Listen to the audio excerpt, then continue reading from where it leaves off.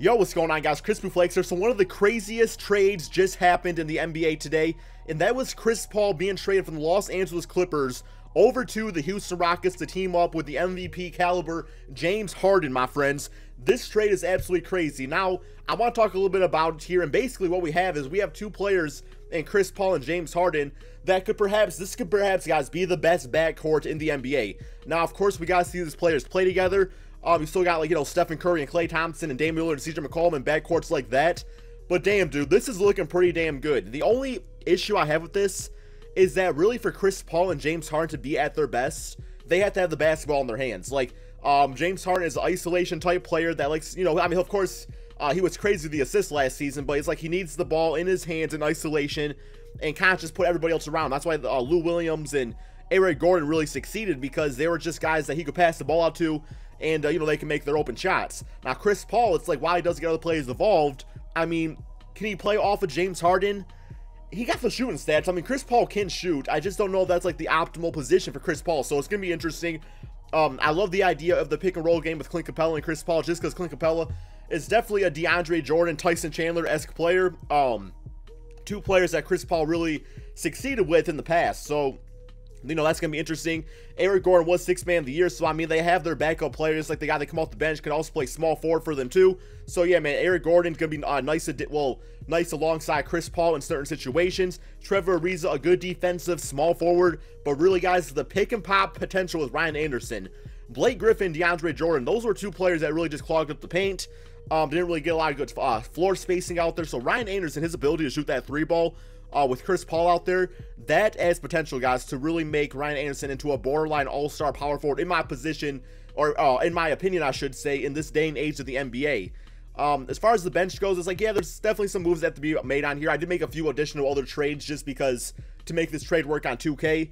But overall, man, this team is looking absolutely crazy out there. I mean, this is the moves you got to make, man. You got to combine these all-star, superstar type players together. So what we are going to do is we are going to simulate an entire NBA season. Let me make sure trades are turned off here real quick, as the game simulates a lot quicker. And we're going to see how these players play together, guys. Before we do that, let's take a look at the lineup here, see what it's all about. And, yeah, I'm pretty much good with these numbers right here with these minutes allocation. So let's go ahead, guys, simulate this season.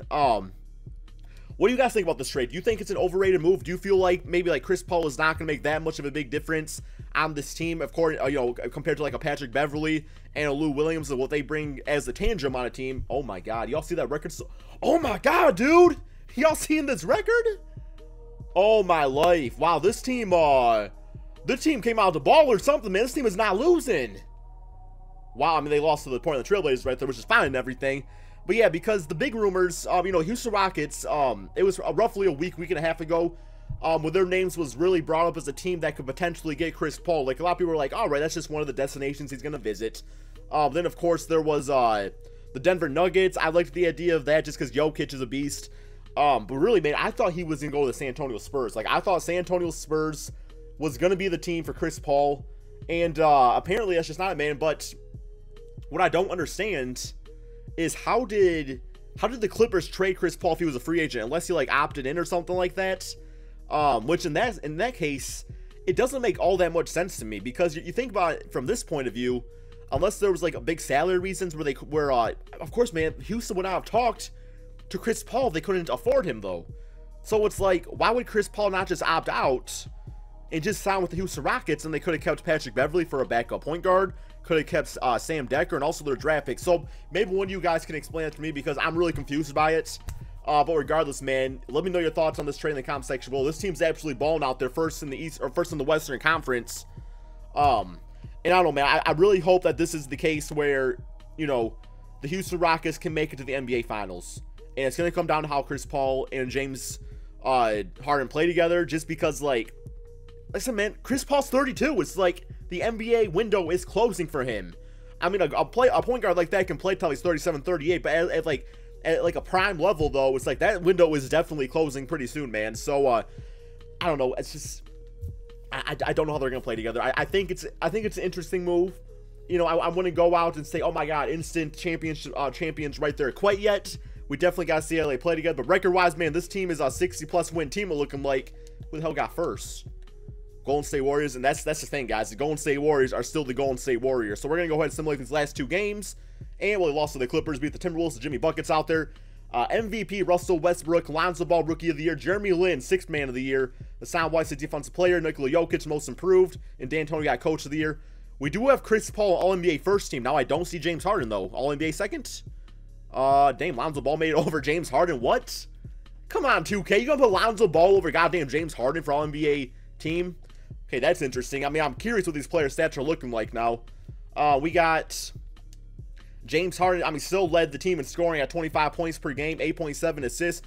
Now, what I imagine is I imagine James Harden's assist numbers are going to go down, but I could see his scoring actually going up just because him being able to play ISO, but also Chris Paul being able to find the open man in James Harden. Chris Paul got himself a solid 19 points, love the 6 rebounds, but also 11.3 assists. Definitely a lot of tools around here to work with as far as the offensive game goes. Eric Gordon, Beeson, Ryan Anderson. I like to see that scoring more than like 18 points per game. We'll see how that all goes. Clint Capella, 11 points, 9 rebounds, 2.6 blocks. Yes, guys, absolutely crazy trade. First round of the playoffs, we do have the Dallas Mavericks. Let's simulate this real quick right here. Simulate current round. See how this goes. And, all right, sweeping the Dallas Mavericks, 4-0, closeout game. Oh, my God, James. He like, Chris Paul, you cool and everything, man. This is still my team. 45, 13, and 14 assists. Damn, dude. And Chris Paul, 22 and 11 assists. Wow, man. All right, San Antonio Spurs, who I personally would have liked to see Chris Paul go to. Simulate current round, see how this goes. All right, beat them 4-2. James Harden, 3, 12, and 9. We got Chris Paul, 14 and 10 and 6 steals. Didn't shoot all that great, but that's what James Harden's for at times, right? And then, wow, man, the Minnesota Timberwolves actually upset the bitch-ass Warriors. So, it's Minnesota versus the Houston Rockets. Simulate current round, see how this goes. And goddamn, fuck, let's goddamn Minnesota Timberwolves, man. Come on, dude. Jimmy Buckets is good and everything, but this team's still a few years away, man. Fuck goddamn Shabazz. Shabazz went with 27 points. Oh, well, I mean, overall, man, like, this is more just get, like, a good idea of, like, what the team's looking like and everything. Boston Celtics, your NBA champions, according to 2K on this. Let's go to the playoff stats so you guys can see that all real quick here. Overall, man, it's a very interesting move. I can't wait to see how, you know, unfolds in the NBA. And I'm really happy for you Houston Rocket fans just because, man, you got yourself one hell of a player. Thank you guys all so much for watching. Let me know your thoughts on this in the comment section below. Also, please leave a like on this video if you don't mind. And peace out, my friends.